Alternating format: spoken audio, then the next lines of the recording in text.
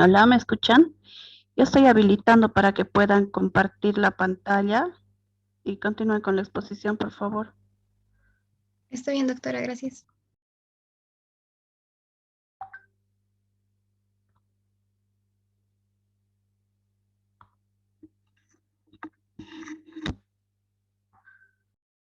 Muy bien, ya. Continuando, ¿quién nos regla las cosas? Ahora, otro estereotipo que podemos observar maneja de que el hombre se encarga de los pesos, de los trabajos forzosos, ya que se le considera, ya que estos muestran una fortaleza, deben ser rudos, entonces estos se deben encargar de trabajos pesados. Y podemos observarlas en las imágenes como mujeres realizan este acto. Siguiente diapositivo, por favor. Dale, Jonah.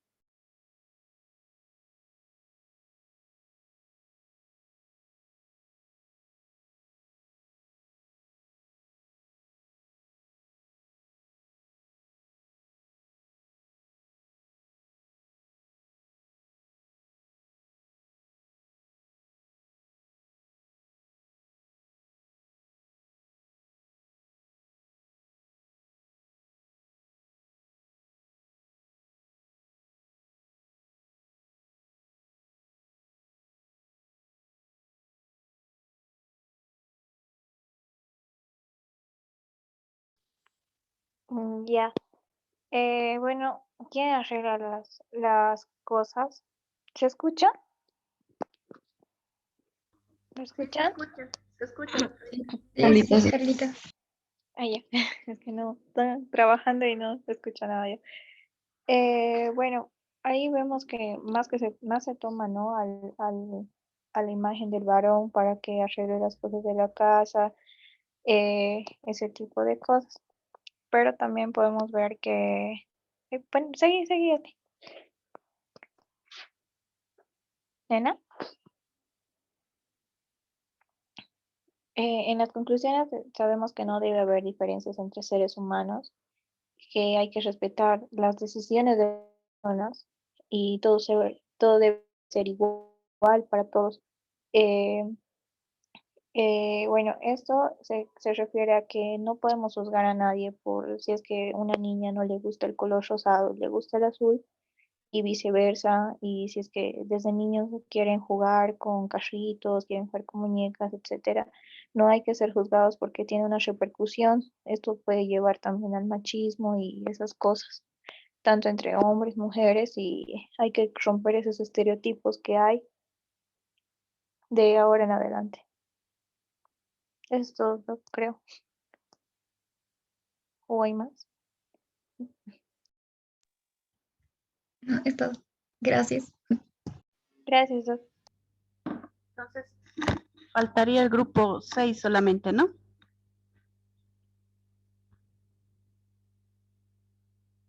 Podríamos Sí, empezar. doctora. Ya, podemos empezar, por favor.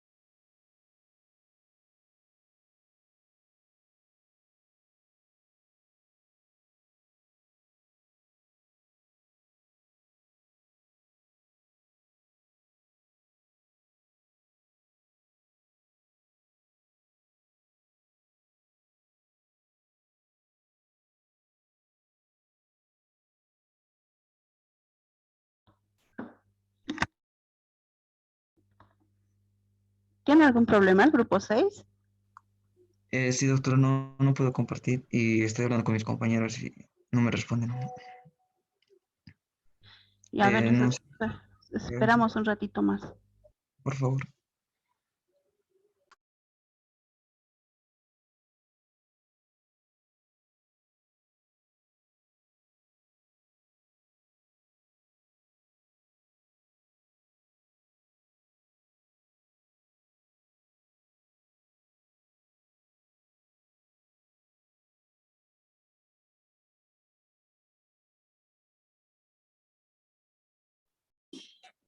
Doctora, buen día. ¿Sí? No he podido conectarme a la primera clase por motivos de internet. Aquí en Tarija se ha caído la red. No sé si podría tomarme en cuenta mi asistencia, por favor. Ya envíame un mensajito de WhatsApp para que vea bien tu nombre, por favor. Ya, pero gracias.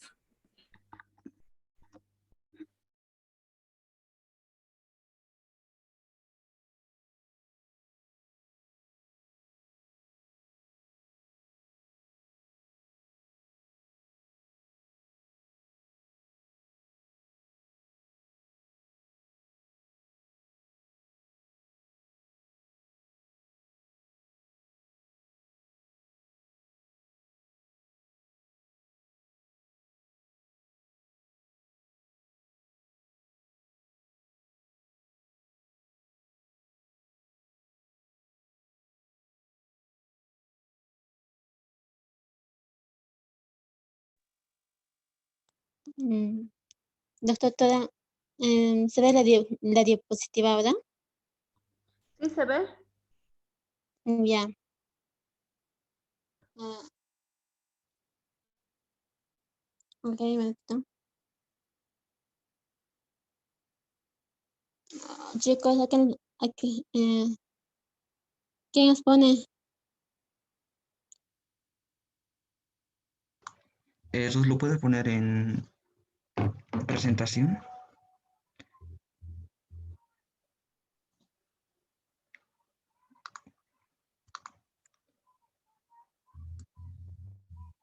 Está ahí arribita, es ¿qué se llama? Como el play está acá arriba, para que se vea. Donde la lupita hay ahí una pancartita con playa, eso apretado. Listo. ¿No está bien? Sí. Ya, ok. Ok, inicio. La violencia de género. ¿Qué es la violencia de género? Es todo acto de violencia sexista que tiene como resultado posible o real un daño físico, sexual o psíquico. Está incluida las amenazas, la coerción o la privación arbitraria de libertad, ya sea que ocurra en la vida pública o en la vida privada. Es la coacción física o psíquica ejercida sobre una persona para evitar su voluntad y obligarla a ejecutar un acto determinado. Diríamos que es la violencia de los derechos humanos. Son actos que causan sufrimiento o daño, amenazas, la coerción, la privación de libertad, como mencionaba, se manifiesta en la vida social, política, privada, en la familia, en la educación, en los medios de comunicación, religiones, el mundo del trabajo, en la cultura y etcétera. La siguiente, por favor. El ejercicio del poder lo vamos a dividir en dos, que va a ser lo opresivo, que es el uso de la violencia para conseguir un fin, y el configurador, que redefine las relaciones en una situación de asimetría y desigualdad. El sometimiento es la única salida posible para mantener la nueva situación que facilita que las mujeres se sientan inferiores y necesiten aprobación del hombre para sentirse bien. Nos vamos a enfocar sobre todo en la violencia hacia las mujeres y como en este enunciado del sometimiento, las mujeres se someten a la violencia de los hombres, digamos. La siguiente, por favor.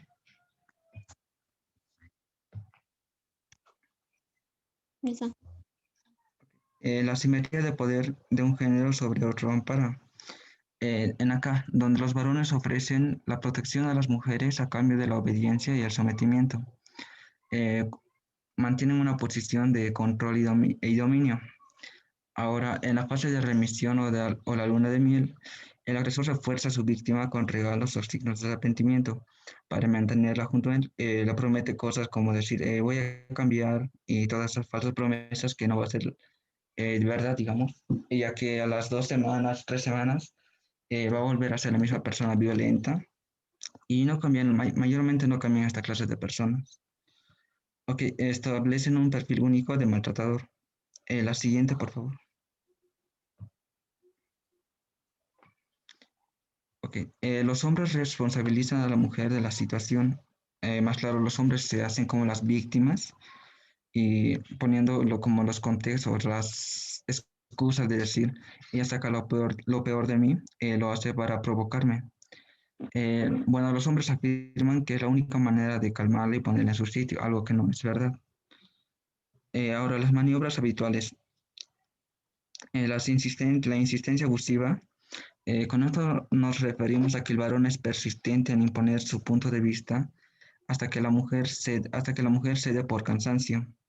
La intimidación. El autor insinúa que si no se la obedece puede suceder algo. La amenaza ya sea por golpes o también amenazarla con sus hijos y estas cosas. La siguiente, por favor.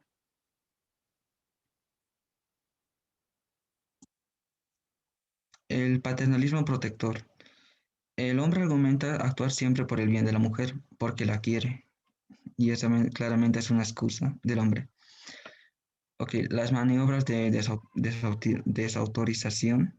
En acá nos referimos a que descalifica cualquier transgresión del papel tradicional. El impedimento, el impedimento de que la víctima busque ayuda para poner fin a una relación abusiva mediante estrategia de lástima. El hombre se muestra incapaz de cuidarse, no solo se abandona físicamente. ¿Qué quiere decir? Que el hombre le dice, digamos, me voy a matar y esas cosas así para que la mujer no la deje y la mujer se queda ahí porque lo quiere, digamos, o por pena. Ok, también con méritos, regalos, promesas de cambio y conductas de seducción. Ya sabemos que la promete de que cambiará, pero en verdad no es así. La siguiente, por favor. Mis compañeros van a continuar. Bien, continuando, vamos a tener a los tipos de violencia. Vamos a empezar con una introducción del síndrome de la mujer maltratada. Se producen después de que una mujer ha sido física, sexual o psicológicamente abusada en una relación íntima. La pareja va a ejercer poder y control sobre la mujer para obligarla a hacer lo que él quiere y no le importa los derechos que tiene ni tampoco los sentimientos. La víctima utiliza ciertos mecanismos para protegerse, como por ejemplo la idealización del maltratador, negación de peligro, supresión de ira contra el agresor.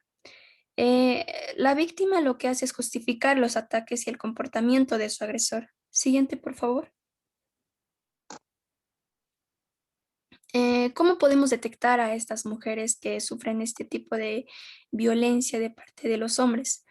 Es una mujer temerosa, evasiva, nerviosa, tiene rasgos depresivos como la tristeza, desmotivada, desilusionada, tiene una autoestima bajo, un sentimiento de culpa, un estado de ansiedad o angustia, siente vergüenza y le es difícil la comunicación. Tiene un descuidado, tiene una falta de cuidado personal. Eh, con la pareja busca siempre la aprobación, justifica sus lesiones y las vestimentas, usa vestimentas para tapar las lesiones que tiene. Bien, ¿cómo las podemos tratar? Las podemos tratar con terapias psicológicas, apoyo familiar y de las personas que las rodean, o también puede ser medicamentos. Siguiente, por favor. Bien, un tipo de violencia es la violencia física. Es un acto no accidental que implica el uso deliberado de la fuerza, como bofetadas, golpes, palizas, empujones, heridas, fracturas o quemaduras que provoquen o puedan provocar una lesión, daño o dolor en el cuerpo de la mujer. Es importante no olvidar que cualquier forma de violencia física es también una violencia psicológica. Siguiente.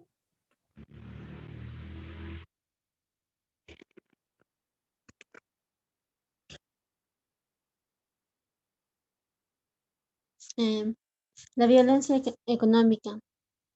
La violencia económica es toda acción u omisión de la persona agresora que afecta la supervivencia económica de la víctima.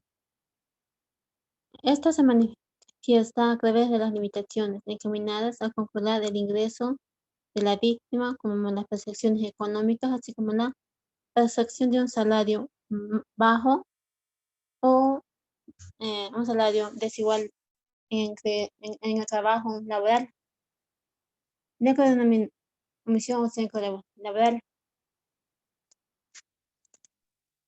La violencia continúa. La violencia sexual es cualquier acto realizado por el agresor que atente contra el cuerpo y la sexualidad de la víctima. Ocurre siempre que se impone a la mujer mediante el chantaje, las amenazas o la fuerza. Un comportamiento sexual contra su voluntad se produzca por parte de su pareja o expareja o por parte de otras personas.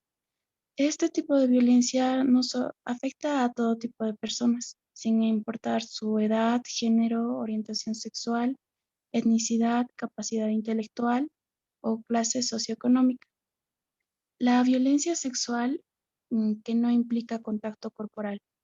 Se trata del exhibicionismo, mensajes obscenos por correo electrónico, por el teléfono, por las redes sociales, gestos y palabras obscenas, insultos sexistas, acoso sexual, proposiciones sexuales indeseadas, forzar a ver material pornográfico. La violencia sexual es cometida con mucho más frecuencia por los hombres.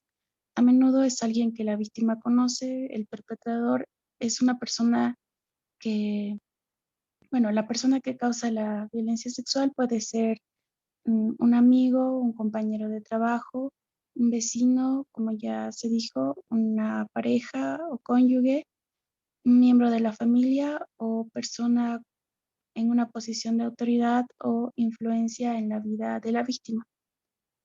Siguiente, por favor. Violencia sexual con contacto corporal. Esto se refiere a los tocamientos, imposición de relaciones sexuales o prácticas no deseadas, obligar a adoptar posturas que la mujer considera degradantes, en violación, entre otras. Una persona no puede dar su consentimiento si es menor de edad de consentimiento legal. Esto puede variar según el país. Tiene una discapacidad mental o física, está dormida inconsciente o está intoxicada. Violencia contra los derechos sexuales y reproductivos de las mujeres. Incluye cualquier acción que restrinja a las mujeres el ejercicio de su derecho a la educación, a la salud sexual y reproductiva. Esto se estaría hablando de la violación, de la violencia obstétrica, afectando su libertad para disfrutar de una vida sexual sin riesgos para su salud, así como ejercer libremente su derecho a la maternidad. Siguiente, por favor. Violencia patrimonial es cualquier acto o omisión que afecta a la supervivencia de la víctima. Este se manifiesta en la transformación, sustracción, destrucción, retención o distracción de objetos, documentos personales, bienes y valores, derechos patrimoniales o recursos económicos destinados a satisfacer sus necesidades y puede abarcar los daños a los bienes comunes o propios de la víctima.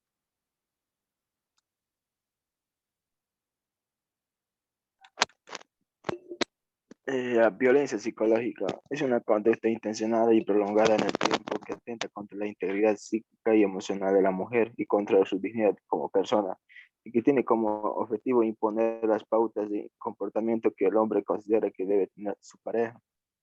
Sus manifestaciones son las amenazas, los insultos, las humillaciones, la exigencia de obediencia, el aislamiento social, la culpabilización, la privación de libertad, el control económico, la violencia económica, ¿no? El chantaje emocional, el rechazo o el abandono. En muchas ocasiones no se identifica por la víctima como tal, sino como manifestación propia del carácter del agresor. Siguiente. Eso sería todo, doctora. Gracias.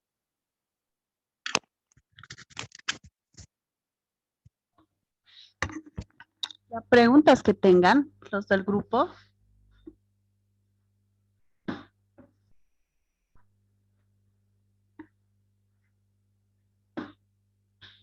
Bueno, entonces con eso terminamos la sesión de exposición y vamos a continuar con el tema, con el último tema que es dolor y enfermedad. Les puse al principio de la otra clase un video de lo que es dolor. Acá vamos a ver otro.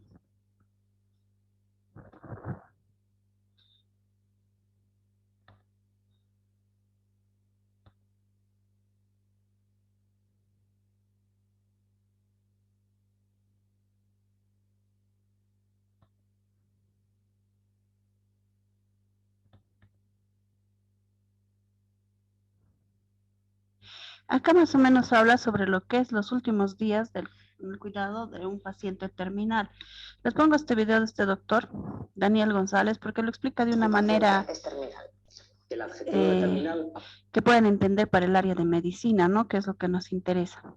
Entonces, véanlo con atención y ya la siguiente clase, el día jueves, vamos a estar hablando del tema, por favor. Terminando el video, ya pueden ir saliendo para que puedan tener más tiempo para estudiar. Con eso ya concluye la clase. Gracias, doctora.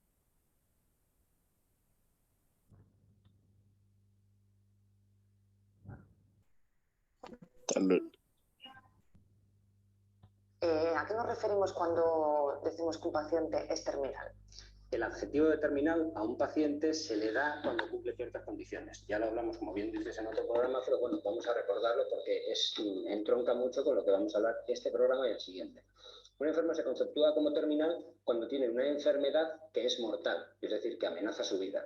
Esa enfermedad ya no se puede tratar, es decir, ya no hay medios médicos para curarle de la enfermedad. En ese momento empieza a presentar lo que se llaman insuficiencias de órganos, es decir, hay órganos que le empiezan a no funcionar. Empieza a tener un fracaso hepático, empieza a tener un fallo intestinal, un fallo respiratorio, un fallo de corazón, empiezan a fallarle. Y luego, un criterio cronológico dentro de lo difícil que es establecer plazos en medicina, es que su expectativa de vida sea menor a 6 meses. Cuando un enfermo tiene todos estos criterios, se dice que es un enfermo terminal. ¿El enfermo terminal siempre tiene que ser terminal a raíz de un cáncer? No. Hay enfermos terminales de todas las patologías crónicas que cumplan estos criterios. Puede ser un enfermo terminal de una enfermedad pulmonar obstructiva crónica. Puede ser un enfermo terminal de una cardiopatía, de enfermedades infecciosas tipo el SIDA, el VIH. Así que realmente el oncológico, que es del que nos vamos a ocupar, no es el único enfermo que se le puede llamar terminal. Y como fase final de la evolución del enfermo terminal, ¿qué es la agonía? La agonía es la fase que antecede a la muerte. Esa es su definición. No tiene otra definición ni biológica ni orgánica, es simplemente cronológico. Es el momento que antecede a la muerte. ¿Qué características tiene este momento? Pues que los síntomas que presentó durante su fase terminal van a acentuarse y, sobre todo, el estrés de la familia va a acentuarse muchísimo. Cuanto más dure la agonía, más estresada va a estar la familia y, por lo tanto, más atención va a necesitar. Más soporte tanto de cómo tiene que cuidar al enfermo y, además, de soporte psicológico de los propios miembros de la familia que necesitarán tener también sus momentos de alivio. ¿Qué síntomas puede presentar el enfermo en estos últimos días de su vida? El enfermo terminal oncológico en estos últimos días y ya cuando entra la agonía más puede presentar bastantes síntomas, entre unos 30 y unos 40. Unos son más frecuentes y otros son menos frecuentes. Lo más frecuente, y eso es una piedra que tirar en el tejado de nosotros los médicos, es que presente dolor.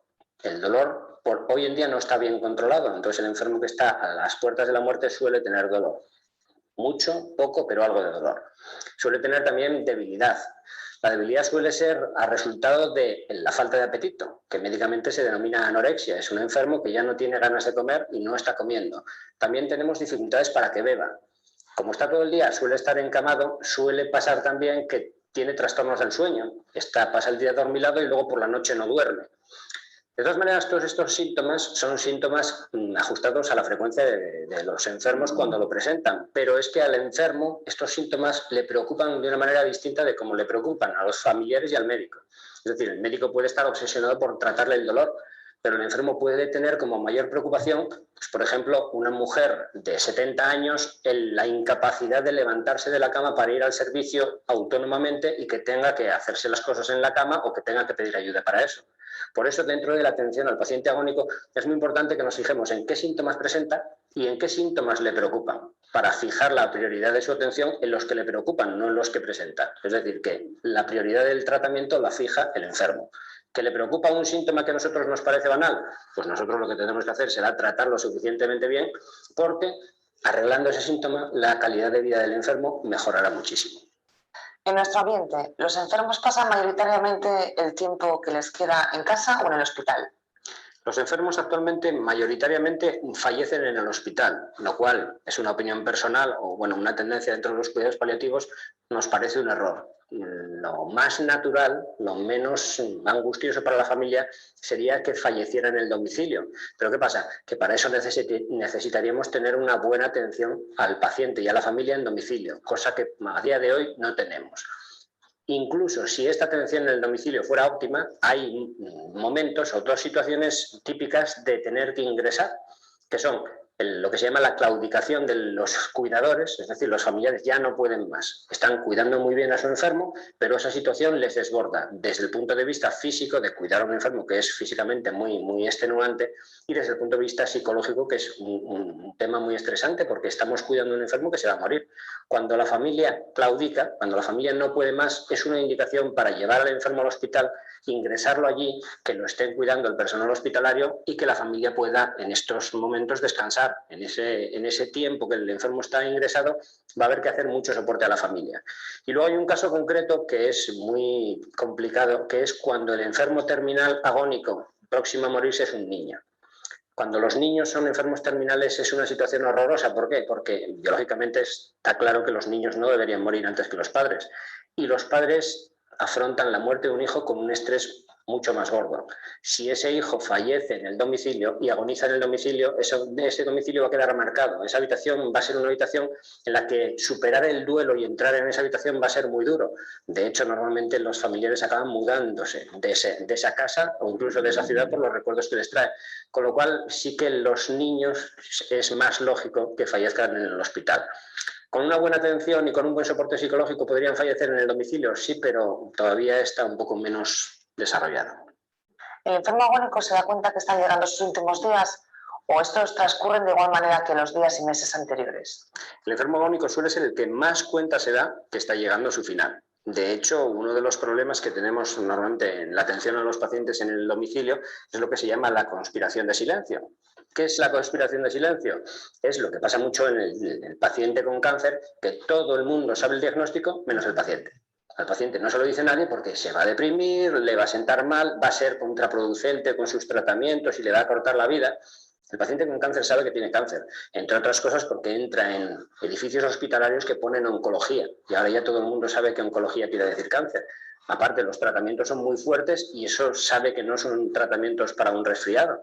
Cuando llega el momento final, si en esa familia se ha establecido lo que denominamos esto, la conspiración de silencio, la familia no va a hablar de la muerte. Y el enfermo, que sabe que está llegando a su muerte, no va a poder decírselo a la familia. ¿Por qué? Porque va a tener miedo de estresarlos, de preocuparlos, de que le intenten consolar, de que le intenten anclar a una vida que ya no le pertenece. Entonces se va a establecer pues, una separación entre los dos. El enfermo lo sabe y no lo dice, y los familiares lo sospechan, pero no se lo dicen al enfermo. Con lo cual, es una manera de adelantar la muerte del enfermo. El enfermo agónico va a pasar por 3 tipos de muertes. La primera es una muerte social. En cuanto tiene cáncer, la gente piensa que se va a morir y socialmente ese enfermo ya está muerto. Lo único que hay que poner es la fecha de la muerte biológica o física en este caso. Luego, la muerte también es psicológica.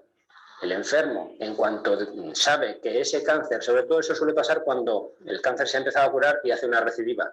Cuando pasa esto, el enfermo ya está pensando en que se va a morir, independientemente se lo digan o no, ya sabe que está en sus últimos días, meses o días, pero ya está llegando al final. Y luego llega la muerte física. Entonces es muy triste que el enfermo y la familia lleguen a esta muerte física por caminos distintos. ¿Por qué? Porque luego eso va a llevar complicaciones una vez fallecido el enfermo. Una idea que tienen muchos familiares de pacientes es que el enfermo terminal suele estar deprimido. ¿Es frecuente la depresión del enfermo en estas fases finales de su enfermedad? Es frecuente que el enfermo tenga trastorno del estado de ánimo. No llega a depresión cuando está agónico y sobre todo cuando realmente estamos haciendo un buen cuidado de él. ¿Qué pasa? Que como está un poco más apagado, está más asténico, más débil, más debilitado, pues nos parece que está deprimido. Realmente el enfermo pasa a estar casi deprimido con un cuadro parecido a lo que es la depresión que conocemos en cualquier paciente en los días anteriores a la muerte. Esa depresión preparatoria para el fallecimiento se llama decatexis, es un término médico y lo llamamos así. ¿Qué quiere decir? Que el enfermo, para poder afrontar la muerte, es decir, para poder irse, está despegándose de las cosas del mundo, está despegándose de sus ambientes, está despegándose de su familia y eso a los familiares les hace pensar que está más deprimido, no tiene ganas de comer, no tiene ganas de relacionarse con nadie, no habla mucho. Eso sí ya sería un cuadro parecido a algo más para la depresión. Durante la fase terminal y al principio de la fase agónica, pues los trastornos del estado de ánimo, si parecieran una depresión, es que el enfermo tendría una depresión, pero no sería resultas de estar muriéndose, sino resultas de que lleva mal su enfermedad o cualquier otra cosa. Realmente la depresión como cuadro no es frecuente en el enfermo terminal. Doctor, desgraciadamente el número de enfermos terminales es muy elevado. Seguramente todos nosotros, la gente que nos está viendo, tendrá algún familiar, a un amigo, y hayan pasado por esta situación, ¿no? De tener algún enfermo terminal, de cáncer o de cualquier otra patología. ¿Cómo deberíamos de afrontar esta situación? ¿Qué es lo que deberíamos de hacer cuando vamos a visitar a una persona que desgraciadamente está mal? ¿Y qué es lo que no deberíamos hacer? Hombre, lo básico y lo que deberíamos hacer es ir a visitarlo. Normalmente no se va a visitar a un paciente agónico. ¿Por qué? Porque esa muerte próxima nos provoca mucho estrés. Le dejamos abandonado. Eso es lo primero que no debemos hacer. Sepamos o no sepamos comportarnos delante de la cama de un enfermo que está agonizando, lo que tenemos que hacer es ir. Nuestra sola presencia ya supone un alivio para el enfermo. Una vez que rompemos este tabú y este mito y cogemos la energía suficiente para ir, hombre, lógicamente hay cosas que podemos hacer que estarán equivocadas y que es mejor evitarlas, y hay cosas que son un poco más adecuadas. ¿Qué tenemos que evitar? Pues que el estrés del momento nos fuerce a dirigirnos al enfermo dándole falsas esperanzas, falsas para el que las dice, no para el que las recibe, que sabe que se está muriendo. Del tipo de, no te preocupes que te vas a poner bien, gran error. No te preocupes que seguro que descubren rápido otro tratamiento que te va a funcionar, otro grave error. Venga, sé fuerte, pelea. Ese tipo de frases están absolutamente prohibidas. Es un paciente que se está muriendo y que lo único que quiere es apoyo, no que le presionen.